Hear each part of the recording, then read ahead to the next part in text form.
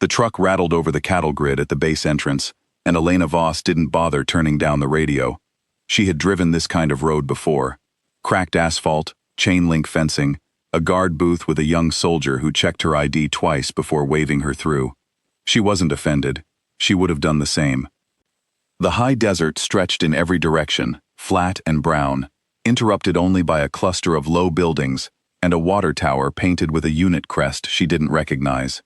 She parked near the logistics office, pulled her rifle case from the bed of the truck, and carried it herself.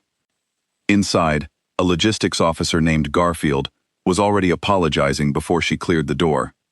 "Ms. Voss, I'm sorry about the short notice on the room assignment.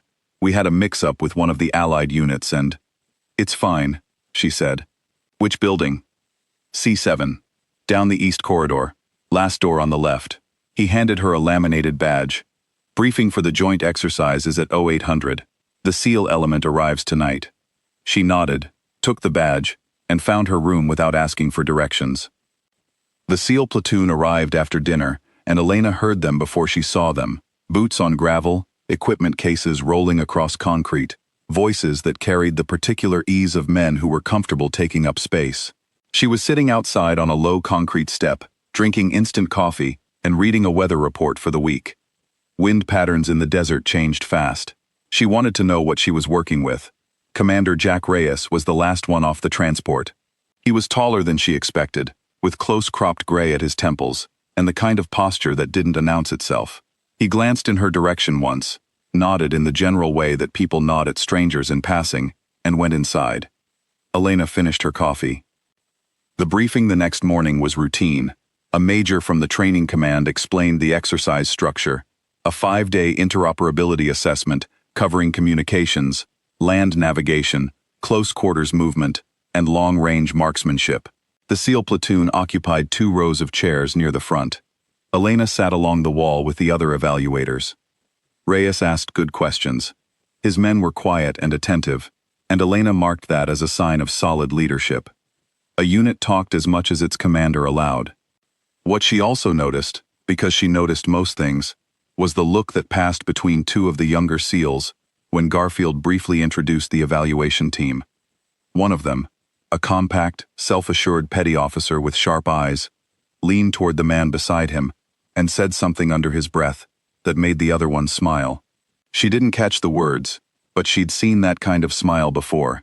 It wasn't cruel exactly, just careless, the smile of someone who had already filed her in a category without reading the label. His name, she would learn later, was Danny Cole, one of the platoon's top marksmen, good shooter by all accounts. She didn't hold the smile against him. She had learned a long time ago that opinions formed in the first 60 seconds rarely survived contact with evidence. The first 2 days went smoothly. Elena observed the platoon's communication drills, took notes on their radio protocols, and sat in on a land navigation debrief that Reyes ran with quiet precision. She kept her observations professional and her comments brief when anyone asked for them. Cole and a few others had settled into treating her like part of the furniture, not rudely, just with the comfortable indifference people reserved for someone they'd decided was peripheral to the actual work. Once, passing her in the corridor, Cole said something to a teammate about the paperwork situation being under control. She thought he meant the administrative backlog from the Allied unit mix-up. She later understood he meant her. It was a small thing. She let it stay small. What she was waiting for was day 3. The range officer, a weathered staff sergeant named Pritchard, who had the unsmiling authority of someone who had run live fire ranges for 20 years, called the platoon together at 0700. The desert morning was cool, the sky pale and cloudless, and the wind was already doing something complicated along the ridgeline to the east. "Before the platoon qualification runs," Pritchard said, looking at his clipboard, "we have a required evaluator certification shoot. Standard protocol. All contract evaluators conducting marksmanship assessments have to complete a live fire proficiency demonstration. 800 to 1200 meters, variable wind, mixed target types. Observation is mandatory for the platoon element." He looked up. "Ms. Voss, you're on the line in 10. A few heads turned. Cole looked genuinely puzzled, as though the range officer had announced that the water tower would be shooting next.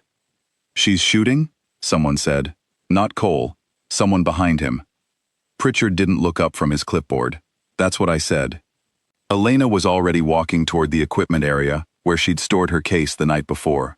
She unzipped it on the bench, removed the rifle, and began her pre-shoot routine, the way she always did. Methodically, without rushing, touching each component in the same order she had touched them for 15 years. The rifle was not new. The stock had been refinished once. The scope was a model that was no longer in production, and the whole system had the kind of wear that only came from genuine use. Cole, standing nearby, looked at it the way people looked at an old car they weren't sure would start. "Is that a Mach 13? He asked, not unfriendly, just surprised. "It is," she said. "Old school," he said, and left it at that. She didn't respond. She was reading the wind. Pritchard ran the course by the numbers. First string at 800 meters, 2 static targets. Then a step up to 1,000, with a crosswind that had shifted 15 degrees since sunrise. Final string at 1,200 meters, 1 static and 1 moving target, on a mechanical track that rolled left to right, at a pace designed to make most shooters hurry their shot. Elena did not hurry. She had spent 3 years teaching soldiers to read wind, not just flags and mirage, but the subtler signs, the way dust moved across a berm, the way a target's edges seemed to breathe in certain atmospheric conditions. She had spent 2 years before that doing it in places that were not training ranges, where the difference between a correct wind call and an incorrect one carried consequences that couldn't be reset. She worked through the first string without drama. 2 shots, 2 impacts, both logged by Pritchard's electronic sensor system and displayed on a screen mounted on a post near the firing line. The platoon was watching now, not actively, not the way they watched their own shooters, but with the peripheral attention of people whose interest had been quietly caught. The second string required her to adjust twice, because the wind shifted between her first and second shots in a way she had anticipated but not been certain of. She made the adjustments without hesitation. Both impacts registered within the target's scoring zone, the second one nearly centered. The third string was the one she had always liked best. The moving target required a different kind of patience, not the stillness of waiting, but the active stillness of tracking, letting the sight picture come to the shot, rather than forcing the shot into the sight picture. She tracked the mechanical target for 4 full seconds before she pressed the trigger. The sensor registered the hit. Pritchard checked the score sheet, compared it against the electronic log, and marked his clipboard. He didn't say anything, but he turned the clipboard slightly so the display screen was easy to read. The numbers went up. There was a silence on the firing line that had a different quality from ordinary quiet. It was the silence of recalculation. Cole was the first one to look away from the screen, and he wasn't smiling. Reyes had been standing back from the group, as he often did, watching both the line and his men, rather than just the target. He had seen enough shooting in his career to know what he was looking at when he saw it, and what he had just seen was not a formality. He walked to Pritchard and asked, quietly, for the evaluator's file. Pritchard produced a folded sheet of paper, the standard contractor background summary, partially redacted as was common for personnel with sensitive service histories. Reyes read it the way he read any document that mattered, carefully, from the top, without skipping. The early career details were straightforward: Army enlistment, Ranger school, airborne qualification, then a sniper school billet, then an instructor position at a facility that Reyes recognized immediately, because it was one of the facilities his own command sent students to for advanced long-range training. There were deployment notations, the specific theaters redacted, but the volume of them not. At the bottom, almost an afterthought in the formatting, was a citation reference. Cited action, date and location redacted, attached classified addendum. Reyes had heard this story. Not this woman's name, that had never been attached to it in the version he'd heard, but the action itself, during a situation where a critical window had opened and closed in under 8 seconds, and someone on a rooftop had made a decision and a shot that had changed the outcome of that day for a lot of people.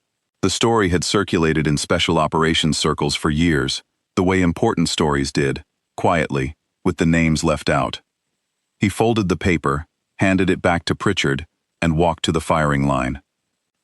Elena was removing the magazine from her rifle, beginning the same methodical post-shoot process she'd used to set up. She heard his footsteps and looked up, not startled, just present. Reyes stopped in front of her and saluted. It was not a performance. He was not making a point for his men, though he was aware they were watching. He was doing what he would have done in front of any person whose service record he had just read, regardless of where they were standing or what they were wearing. It was simply the correct response to what he now understood. Elena paused for a moment. Then she returned the salute, straightforward and without ceremony. "Commander," she said. "Master Sergeant," he said, using the rank she no longer held but had clearly earned. It was his way of acknowledging that he knew. "Thank you for being here." She nodded once, happy to help. He turned and walked back toward his men, and the line began to stir back into motion for the platoon's qualification runs. O'Cole found her after lunch. She was sitting at a picnic table outside the chow hall, making notes in a small notebook, wind observations from the morning, adjustments she wanted to remember for the debrief. He sat down across from her without being invited, which she noted, but didn't object to.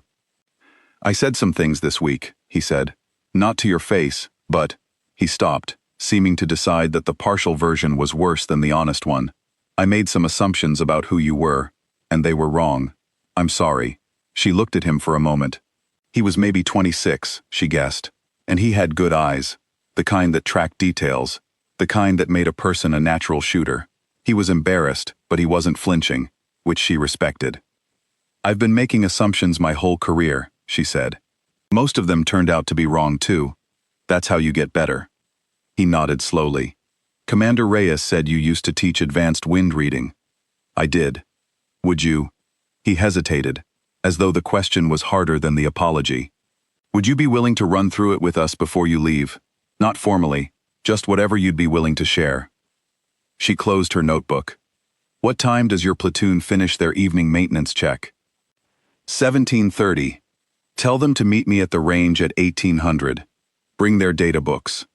He stood up. "Yes, ma'am."